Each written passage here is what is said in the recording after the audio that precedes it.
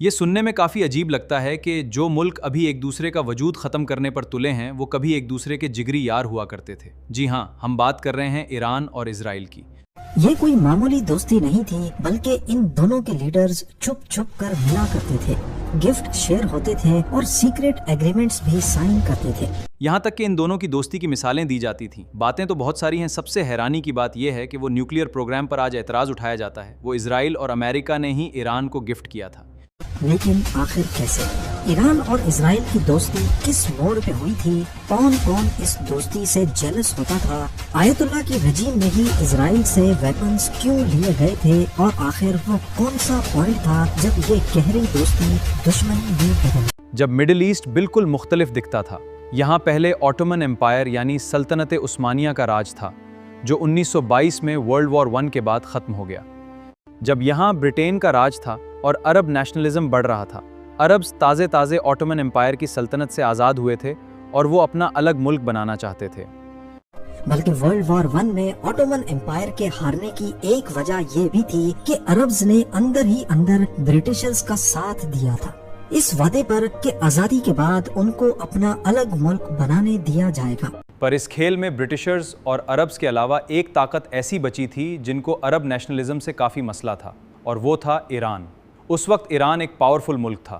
لگتا تھا کہ اگر عرب ملک سارے ایک ہو گئے تو وہ ایران کے لیے خطرہ بن سکتے ہیں۔ ایک تو پرشین گلف میں ایران کا ہولڈ ڈیوائیڈ ہو جائے گا، کیونکہ عربز نے پہلے سے ہی اس کو پرشین کے بجائے عربین گلف کہنا شروع کر دیا تھا، اور دوسرا ایران میں میجورٹی شیعہ مسلمز تھے اور عربز سنی مسلمز۔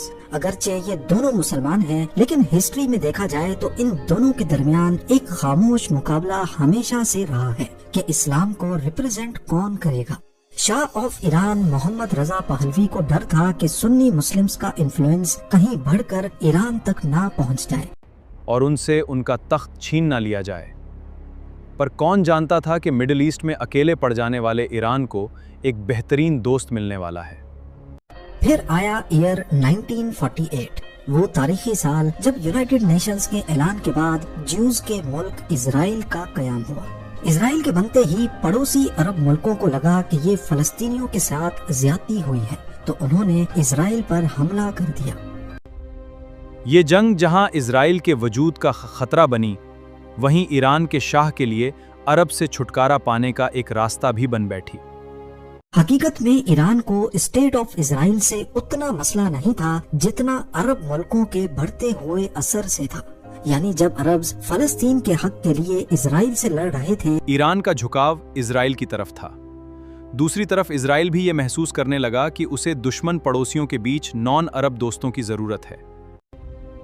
اسی کے چلتے اسرائیل کے پہلے پرائم منسٹر ڈیوڈ بن-گورن نے ایک اسٹریٹجک پالیسی بنائی جسے پیریفیرل ڈاکٹرن کہا جاتا ہے۔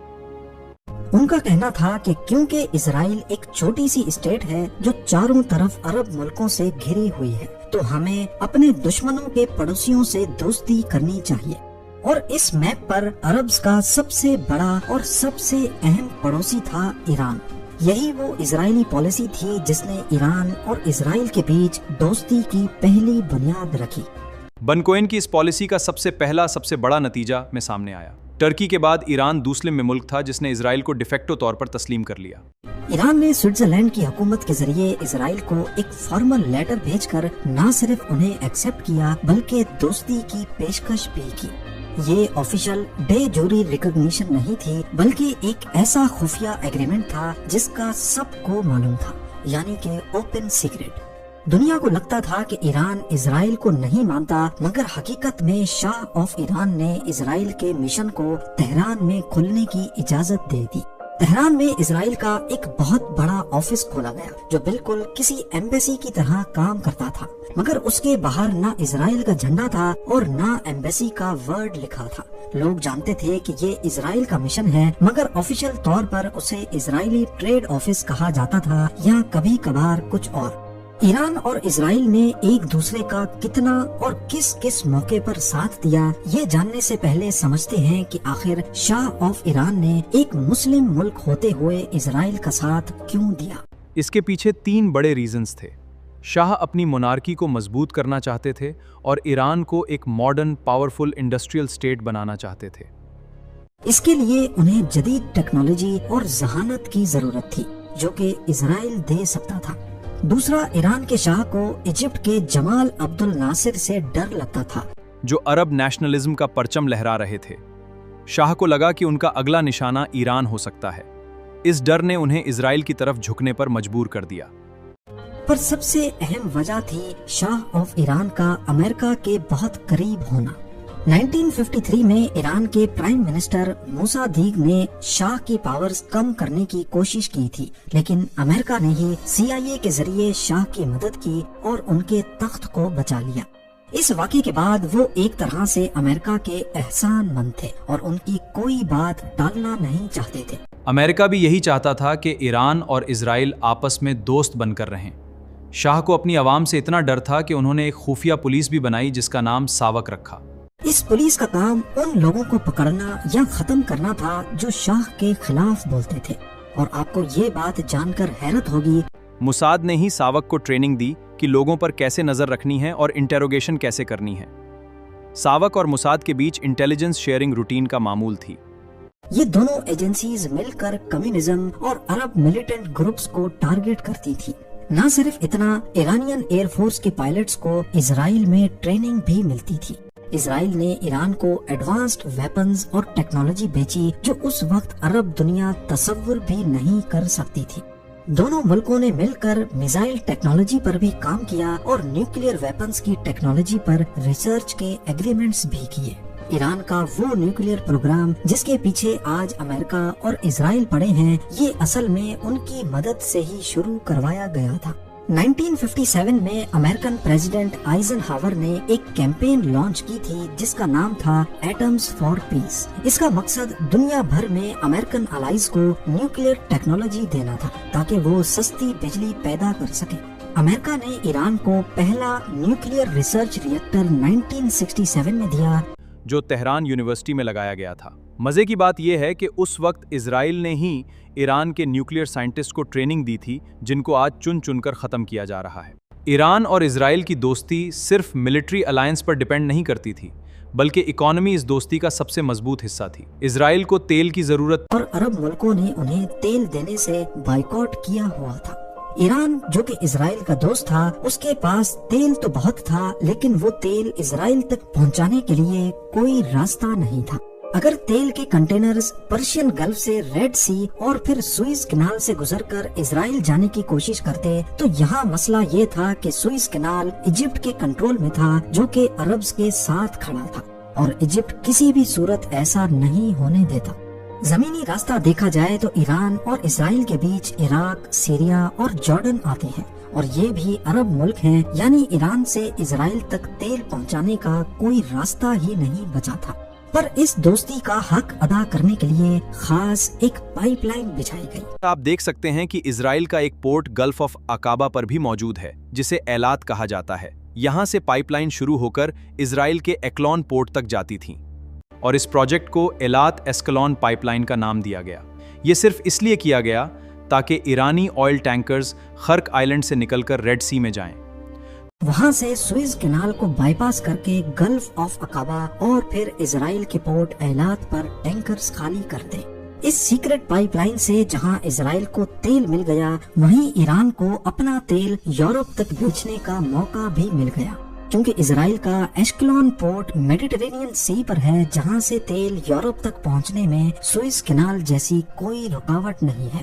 یہ صرف ایک پائپ لائن نہیں تھی بلکہ ایران اور اسرائیل کا بھائی چارہ تھا۔ اس میں 50% حصہ ایران کا تھا اور 50% اسرائیل کا۔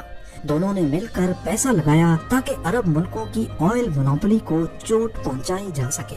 یہ دوستی اتنی پکی تھی کہ شاہ آف ایران اور اسرائیلی پرائم منسٹر بین گوریون کی ملاقاتیں چھپ چھپ کر ہوا کرتی تھی۔ بین گوریون جب تہران ایئرپورٹ پر اترتے تو ان کو وگ لگی ہوتی تھی تاکہ میڈیا کی نظروں سے بچ کر نکل سکیں۔ 1970s میں تہران اور اسرائیل کا ٹریڈ مشن جو اصل میں ایمبیسی تھی بالکل ایکٹیو تھی۔ وہاں اسرائیلی انجینئرز، ڈاکٹرز اور ملٹری ایڈوائزرز موجود ہوتے تھے۔ اسرائیل نے ایران کے کسانوں کو جدید ایریگیشن اور ٹیکنالوجی بھی سکھائی اور دونوں ملکوں کے بیچ ڈائریکٹ فلائٹس بھی چلتی تھی۔ یہ دور دونوں ملکوں کی فرینڈشپ کا گولڈن ایرا مانا جاتا ہے۔ اسی دور میں شاہ آف ایران نے دنیا کی سب سے مہنگی اور سب سے بڑی برتھ ڈے پارٹی رکھی 26 اکتوبر 1971۔ یہ شاہ کی 52 برتھ ڈے اور پرشین امپائر کی 2500 ایئر اینیورسری کا دن تھا۔ اس پارٹی کے لیے ریگستان میں ایک پوری منی سٹی تعمیر کی گئی۔ ایک خاص رن وے بھی بنایا گیا جس پر اس دور میں $100 ملین سے زیادہ خرچہ ہوا تھا۔ اس میں دنیا بھر سے بادشاہ، ملکائیں، پریزیڈنٹس اور پرائم منسٹرز بلوائے گئے تھے۔ پیرس کے مشہور میکسمز ریسٹورنٹ سے پرائیویٹ جہازوں کے ذریعے کھانا منگوایا گیا۔ اس پارٹی میں اسرائیلی پرائم منسٹر کو نہیں بلوایا گیا تاکہ یہ دوستی سیکرٹ ہی رہے۔ حالانکہ اسرائیلی لیڈرز اسٹیج پر نہیں تھے، لیکن اسرائیل کی خفیہ ایجنسی موساد نے شاہ کی سیکیورٹی ٹیم کے ساتھ مل کر اس پارٹی کی حفاظت کا سارا پلان بنایا تاکہ کوئی حملہ نہ ہو سکے۔ پارٹی میں اسرائیلی پرائم منسٹر کو انوائٹ نہ کرنے کے باوجود دونوں کی دوستی میں کوئی فرق نہیں پڑا۔ اگلے کچھ سالوں تک یہ دوستی ایسے ہی چلتی رہی، لیکن آخرکار وہ دن آ گیا جب ایران اور اسرائیل کی دوستی دشمنی میں بدل گئی۔ 1979 کے ریولوشن میں آیت اللہ خمینی نے شاہ آف ایران کا تخت پلٹ دیا اور ایران کو ایک اسلامک ریپبلک بنا دیا۔ خمینی نے آتے ساتھ ہی اعلان کیا کہ اسرائیل اسلام کا دشمن اور شاہ ایک غدار تھا۔ کچھ ہفتوں بعد اسرائیل کے ٹریڈ مشن پر حملہ کر کے وہاں فلسطین کا جھنڈا لہرا دیا گیا۔ اسی دن فلسطینی رہنما یاسر عرفات تہران پہنچے اور خمینی نے اعلان کیا کہ اب یہ اسرائیلی نہیں بلکہ فلسطین کی ایمبیسی ہے۔ یہ وہ لمحہ تھا جب ایران اسرائیل دوستی کی کہانی ختم تو ہوئی لیکن فی الحال دفن نہیں ہوئی۔ اسلامی انقلاب کے بعد کہانی میں ایک دلچسپ موڑ آتا ہے۔ 1 سال بعد جب ایران اور عراق کی جنگ شروع ہوئی تو اس موقع پر ایران کو ہتھیاروں کی سخت ضرورت پڑ گئی، اور تب ایک بار پھر ضرورت نے ان دونوں کو دوبارہ ملا دیا۔ اسرائیل نے اس موقع پر ایران کی مدد کی اور خفیہ طور پر انہیں ویپنز سپلائی کیے۔ خمینی کی سربراہی میں چلنے والی یہ جنگ 8 سالوں تک چلتی رہی اور ویپنز اسرائیل سے آتے رہے۔ اس میں اسرائیل کا فائدہ یہ تھا کہ وہ ایران کو ویپنز سپلائی کر کے اپنے پڑوسی عرب ملک عراق کو کمزور کرنا چاہتا تھا۔ اسلامک ریولوشن کے بعد ایران نے بھی پرانے شاہ کی ساری چیزیں ختم کر دی، جیسے ساوک پولیس، آئل پائپ لائن اور اسرائیلی ٹریڈ مشن بھی۔ پر ایک چیز جو ایران کو اسرائیل اور امریکہ نے گفٹ کی تھی وہ خمینی نے دوبارہ کھول دی، اور وہ تھا ایران کا نیوکلیئر پروگرام۔ 1990 میں ایران عراق جنگ ختم ہوئی تو اسرائیل نے محسوس کیا کہ اب خطرہ عراق نہیں بلکہ ایران کا وہ نیوکلیئر پروگرام ہے جو اب اسلامک ریولوشنز کے ہاتھوں میں پڑا ہے۔ اسی دور سے ان دونوں کے بیچ ایک شیڈو وار شروع ہوئی جس کو لے کر آج تک جنگیں ہو رہی ہیں، اور یہی وہ پوائنٹ تھا جب ایران اسرائیل کی دوستی پوری طرح دفن ہو گئی۔ اگر آپ کو ہماری ویڈیو پسند آئی ہو تو چینل کو سبسکرائب ضرور کریں اور ایسی ہی شاندار ویڈیوز کے لیے ہمارے ساتھ جڑے رہیں۔